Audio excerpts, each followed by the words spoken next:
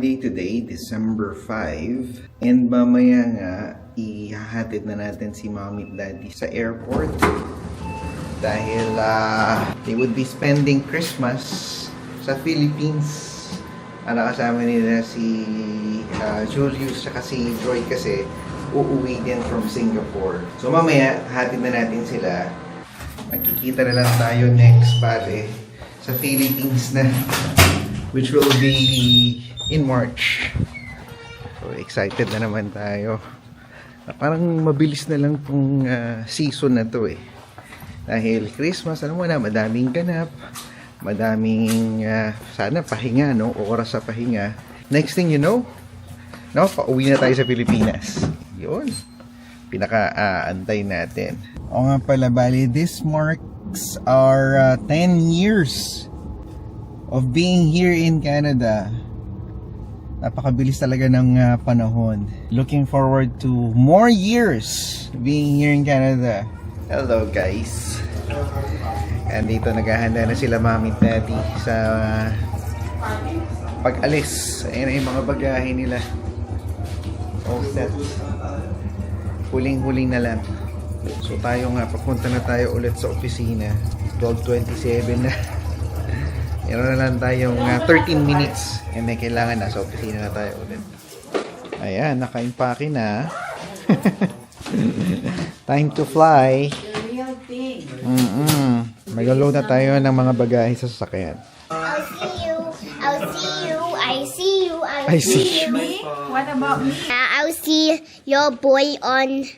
And now I couldn't wait before I'll go to the time zone. I'm Okay. so excited. Hey, Jollibee. Bye. Okay. Mukhang dalawang trip tayo ah. Ha? Dalawang trip sa elevator. Bakit? Hindi na tayo kakasya eh. Yeah. Hindi, kasama pa yung mga pasahero. Hindi. Tignan natin. Pasok muna yun. Sige. Overload. Bye-bye. Thank you, Jay. Kayo, enjoy. Ayan na sila. Ingatin kayo. Sige po. Ayan na.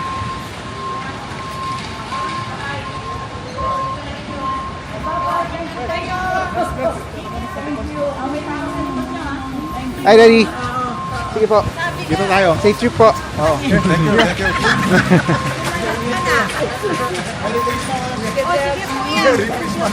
Merry Christmas.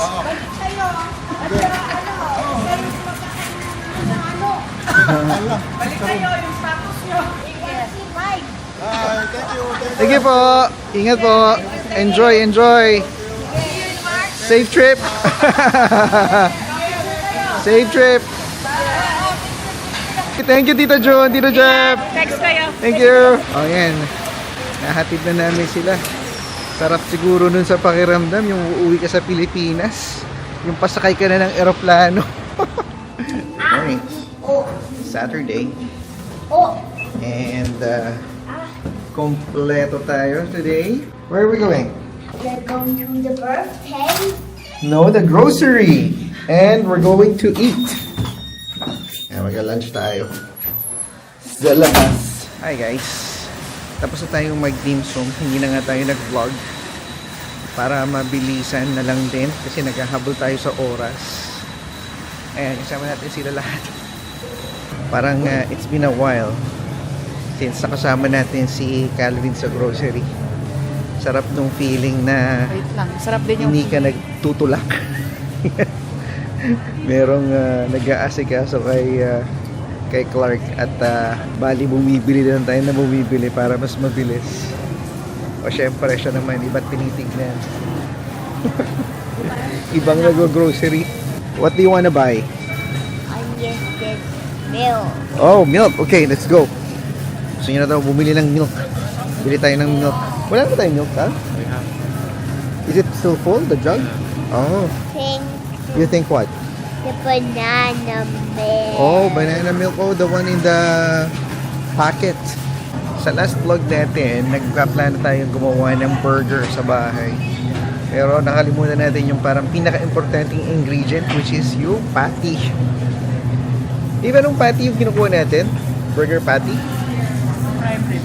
Prime rib. Ayan, kuha tayo. Grabe. $19. Ito daw yung kinukuha namin na patty para sa burger. Kailangan ng buns.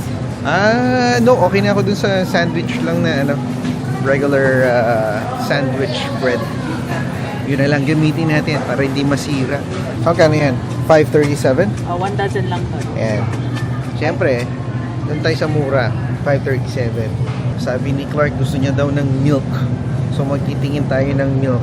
Eto, kuha tayo ng yogurt. Activia. Yan, parati namin kinukuha ito. Dito, medyo nakakapagtaka. Madaming tao to sa lagay na to ha. Compared doon sa mga ibang araw na nagpupunta kami dito sa superstore.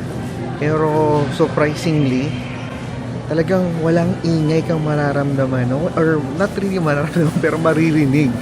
Normally, pag madaming tao, alam mo yung background noise, medyo malakas, di ba? Ito, naririnig mo pa yung parang ambient sound ng mismong grocery store. Pero yung mga tao, walang nagsasalita masyado. Focus lang talaga sa mga binibili nila. So, nakakapanibago. Uy, may nagtitingin ng cake. What are you looking for? Dessert? What are you looking for? Dessert? No. For the party. Oh, mayroon ng gingerbread house. Yung dating ginagawa namin, KitKat. Ayan, hindi kami kumukuha ng gato kasi hindi namin siya nakakain. So sayang lang yung $13. Yung kinukuha namin chocolate para alam mo talagang well worth it. After mong buuin, no, hindi mo naman antay na bawasan o kainin afterwards. So usually yung chocolate yung kinukuha namin. Cal, what should we do? We bought ice cream. Not all in one go. One's free. All in two goes. Let's go here. Yan ang tinatawag na adult humor. Si Calvin, lagi na lang napapamixing each time na nagjo-joke. Bakit? Ano bang humor yun? It's just normal humor. Normal humor. O, sige na. Ageless. This one? Reese's. I Okay. like mom baking cookies. You like mom baking cookies, aka from the bag. Let's go. Is it really good? Yeah, because mom baked me cookies. Oh, okay. Siyempre, mapabili na naman tayo nito ng dark chocolate natin na Lint. Sama ka sa amin parati ka lang. Ang sarap ng feeling na meron kang almost adult na kasama na anak. Holiday muna. Wow. Upgrade. Ano yan? For December? Branded tayo? Spam lang? Kasi holiday na yung kinakain natin na spam eh. Hindi, para lang na iba. Maiba ah. Parang na last two grocery natin, spam ka na eh. Guys, nasubukan nyo na bang gumawa ng puto? Anong tingin nyo dito sa White King na brand? Kaya mo kayang gawin yung yung malambot style na puto? Yung binibili natin? Siguro. Sige, subukan natin ang isa. Kuha tayo ng Subukan natin. evap tsaka condense. Ayun. Evap and condensed? Para sa Sige, subukan natin. pepero. Pero daw, Hindi siya naka 2 for 2. mabenta pagka ganun. Ano yung binibili mong pulburon? Yung crispy. Ito, crispy. Classic. Gusto mo ba nito? Huwag na, iwas tayo. Sugar yun eh. Gusto mo ba? Ha? Pulburon? Okay lang. Yes or no? Oo. Siyempre, hindi siya umindi. parang ngayon ko lang nakita to. Reese Nougat. Na-try mo na to, Cal? No. No? Reese Nougat. Have you tried this? I don't want that. Parang ang Ayaw. Nag-lint na lang tayo yung dark chocolate na regular na binibili natin. Oh, they have it here na rin. I found it. Eto, sea salt. 450 each if you buy 2. Ah? 450 each pag dalawa. Pag isa lang, $5.99. So you're So you're paying $9. Okay, then I'll try this 70% cacao with white or milk. Oh yeah, try that. Let's try this. Patay na naman tayo nito sa doktor natin. Parang ang dami nating bawal na binibili. Ay, nako. Parang kailangan nating mag-fasting more than 3 days sa dami ng mga binili natin pinagbabawal. Sa mga napansin ni Joyce dito sa Superstore, they have adjusted their operating hours during the holiday season. They normally open at 7 in the morning. Pero starting... Kailan mag-start yun? Is it this week? Yung pag-open nila ng 6 o'clock in the morning. Holiday hours is, I guess ngayon. I guess nag-start na siya. So, pwede na kayong mag-grocery ng mas maaga. No? 6 a.m. bukas na po ang Superstore.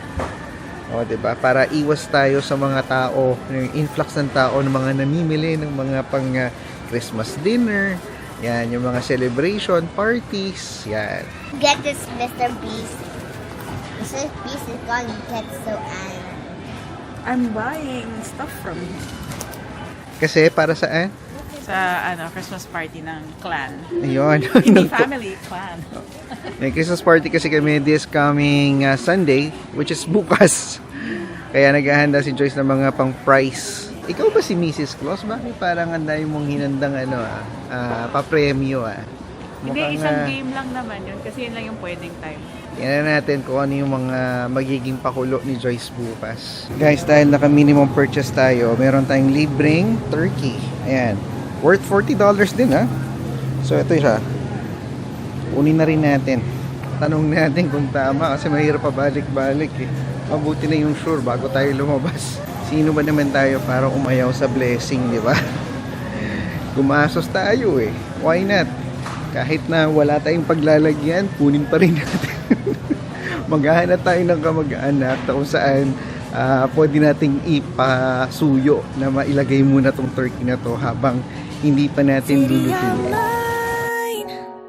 How I love the city of mine. It never gets me down, city of mine. How I love the city